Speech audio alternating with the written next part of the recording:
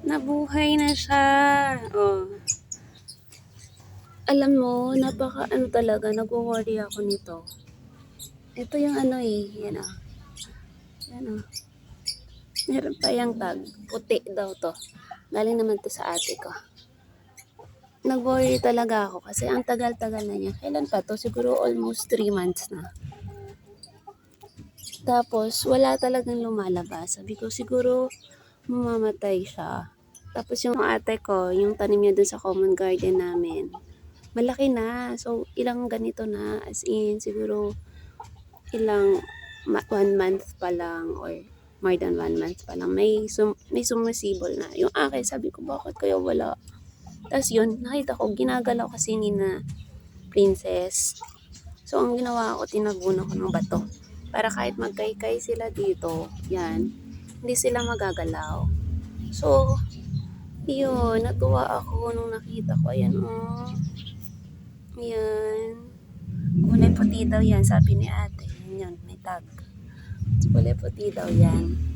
Ito naman yung, puti ba to? Ay, pula, sorry. Pula yan. Ayan. Nakakatuwa siya. Nakakatuwa kasi ang laki, oh. Yan. Tapos may tumutubo na dito. Niisip ko, maglalagay ako dito, pagagawan ko yon ng tutubuan niya. Pag-isipan ko pa kung paano. Yan. Tapos ito yung isa. Tinignan ko kanina. Sabi ko, oh, meron na din siya. Di ba? Sabi ko, puti pa naman to. Ayan, oh. Ang tinadala lang kasi ay apat na cuttings lang. So, yung tatlo nandito sa akin. Yung isa nandun sa ate ko nga, yung kinukwento ko kanina. Tapos sabi niya, isa lang yung kukunin ko. Sabi ko, baka hindi ko mapatubo. Sabi niya, okay lang yan. At least may isa tayo maiiwan. So, yan. Ilang months na yung pamangkin ko dito. Mga 3 months na din. Dala niya kasi ito eh. Diba? Ayan. Meron pa akong isa dun sa labas. Tingnan natin, ha? So, ito yan. Medyo maliit. Okay lang yan. Alam mo, yung tanim, hindi mo, parang tao lang yan. Hindi mo ina-expect na same sila ng timeline. So, yung iba, nahuhuli. Yung iba, hindi nagiging successful. And that's fine. Kasi, hindi naman kailangan na dapat sabay-sabay. Hindi naman dapat pareho. So, tulad nito, yung mga tanim, it give us lesson in life. Lagi kasi tayo na, yan. Lagi natin kino-compare yung self natin. Although, comparing ourselves to others, may positive impact yon. At least nakakapag-check and balance ka din. Parang, meron ba akong dapat gawin na hindi ko pa nagagawa? Parang ganon. Pero okay lang yan. Ganon din sa tanim. Yan oh. Siya medyo malaki na to. Yung katabi niya, yun, this one is pula. Yan. Sabay lang sila tinanim. Medyo malaki na yun sa kanya. Yung katabi niya, as in, tutubo pa lang. Yan. Tutubo pa lang. And that's totally fine. Kasi, iba-iba naman sila eh. Okay lang yun. Same silang tinanim, same yung area. Ang importante, nag-grow sila pareho. Yan. Makikita niyo yan sa next ko. I-update ko kayo kapag ano na yung itsura nila. Though, ang dragon fruit matagal mamunga, pero at least makikita niyo yung growth nila. Yan.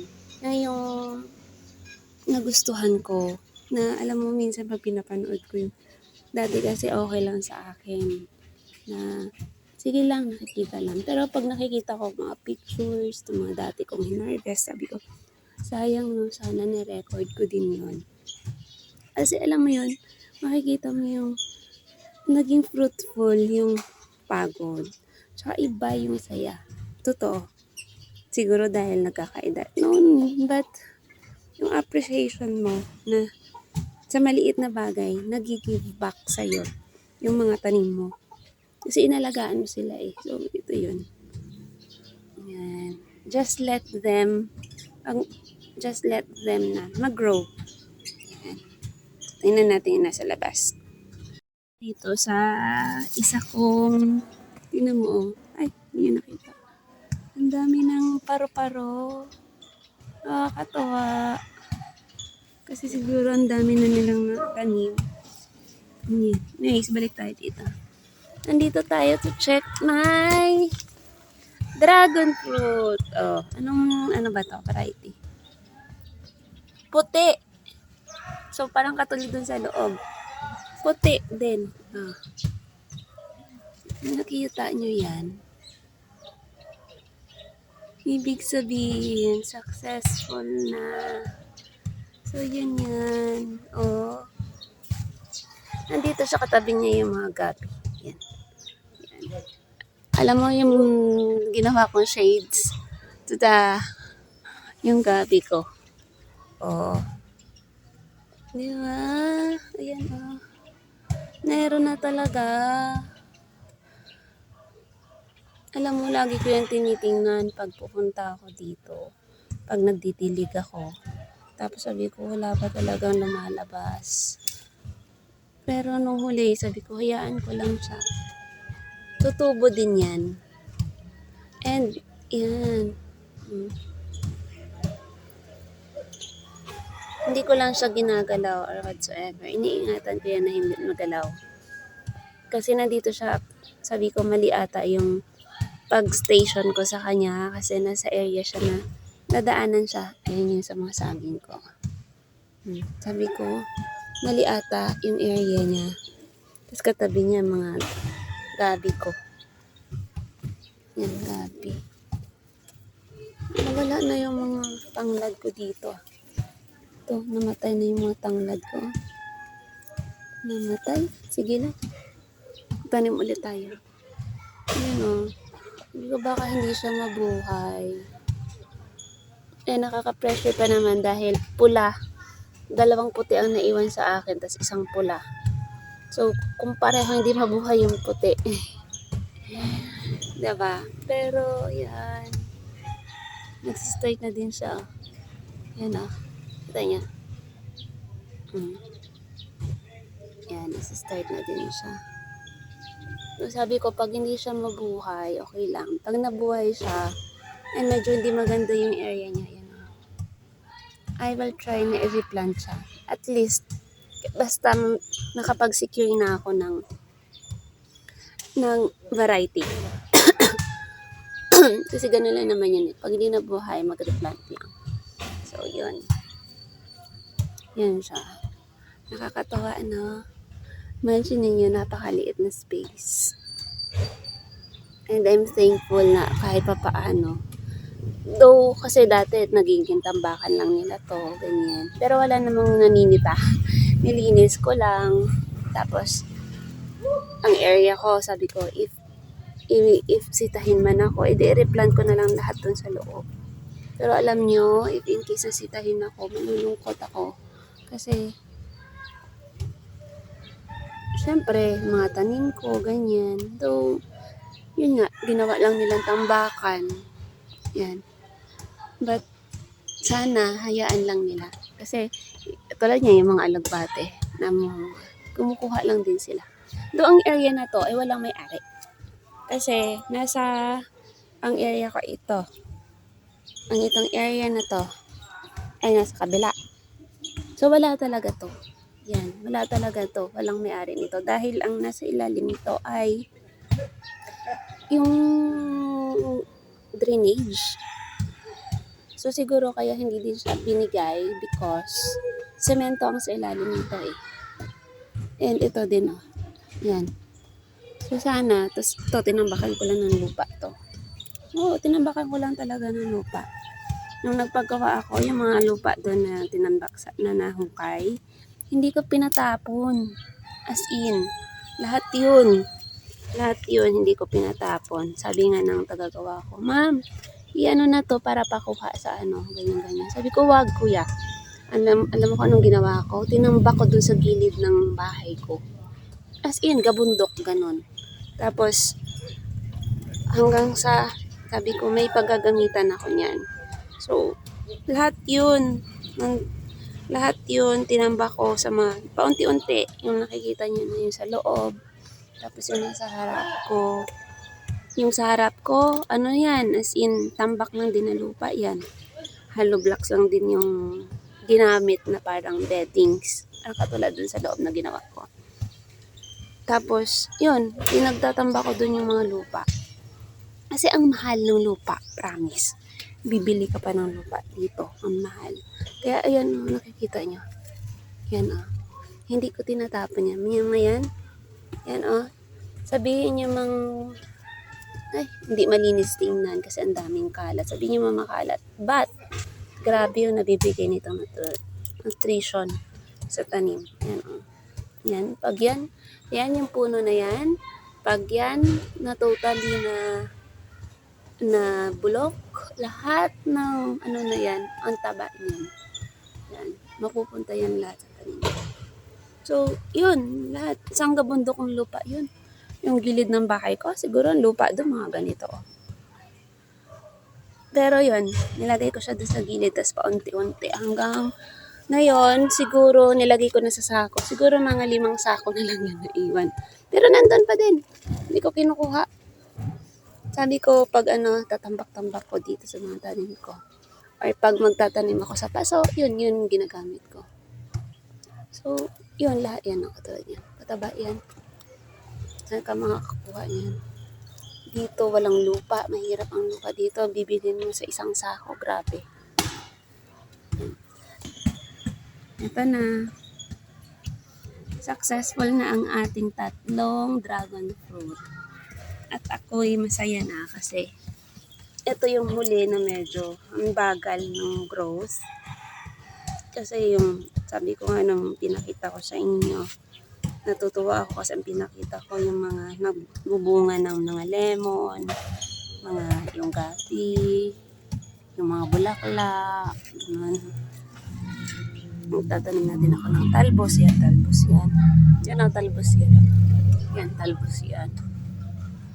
Tapos sabi ko, ang tagal ang development ng dragon fruit ko. And ito na. Yung saging ko maganda na din. So kung lagi nyong nakikita yung videos ko, masusubaybayan nyo yung paglaki ng mga tanim ko. Ito, papaya, tabi ng dragon fruit. Hindi ko sure, pero medyo hindi siya ganon kaganda. But, hinahayaan ko lang yan. Bigyan mo lang ng chance yung tanim. Makaka-recover din yan.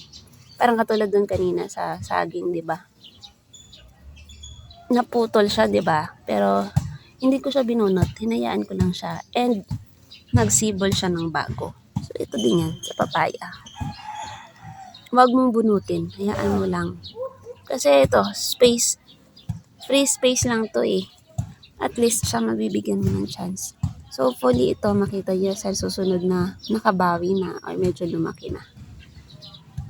Kasi gusto kong magkaroon ng papaya. Dahil simula nung lumipat ako dito, maraming beses na ako nagtanim.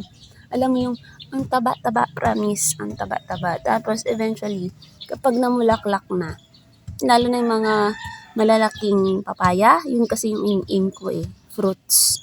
Tapos pag ayaw mo na sa fruits, pwede siyang gawing gulay. Ganun. So, kapag namumulaklak na sila, lahat ng sulok ng bahay, doon sa loob, sabi ko gusto ko sa loob lahat yon. Lahat ng sulok ng area doon sa loob ng bahay, sa loob ng gate, tinaniman ko yon. Unfortunately, nag-aano sila, pag namumulaklak na, nag-yellow yung dahon. At sabi ni ate, sabi niya, pag yan, nag-yellow na yung dahon niya, isa nang ibig sabihin yan, mamamatay na yan. So, I think, yung lupa ko is hindi siya applicable or hindi siya maganda sa papaya. Sabi ni ate, baka merong insect sa ilalim yung lupa. Hindi ko din alam kasi I'm not that, hindi ako agriculturist. Pero, based sa experience niya yon ang sinabi niya. Sabi ko, hindi pa yan. Alam mo yun, ano pa talaga ako na, hindi pa yan. Sabi ko, gagana pa yan, ang laki-laki na nito. Tapos, ang taba-taba, tapos bubunga na eh. Nandun na eh, may bulaklak na eh. Sabi ko, guguro pa yan. Sabi niya, hindi. Sabi niya, maniwala ka sa akin kasi, yun nga, basic experience nga din niya. Yun yung nakita niya. Pag yung papaya, yung dito, nag-yellow. Sa gitna kasi magsistart na yung yellow niya. Sa gitna, sa pinaka-tuktok. Pag yan nag-yellow, paunti-unti na yan. Seriously, oo. Siguro, ilan na yung namatay kong papaya? Mga 4 na puno. Ganoon. Kasi hindi talaga ako nakapag-harvest. Yung mga 4 na beses ako 4 na puno na malalaki. At ang taba-taba. So, hindi sila naging successful. Malungkot yun, pero sige lang. Eto, magta-try ulit ako. Pag hindi gumana dito, try ko doon. Sa hindi nagagalaw. Pero pabulukin ko siguro muna yung totally. Pero sana gumana. 'Di ba? Pag hindi gumana, hanap ng iba ulit ng paraan. Hanap ulit ng ibang area. Hindi lang ako nagtatanim sa harap. Kasi sabi nila, pag sa harap daw, ang papaya, anything na nahuhulog yung dahon or anything na may dagta, hindi maganda sa harap ng bahay. So, tinatry ko din. Pangan natin sa susunod.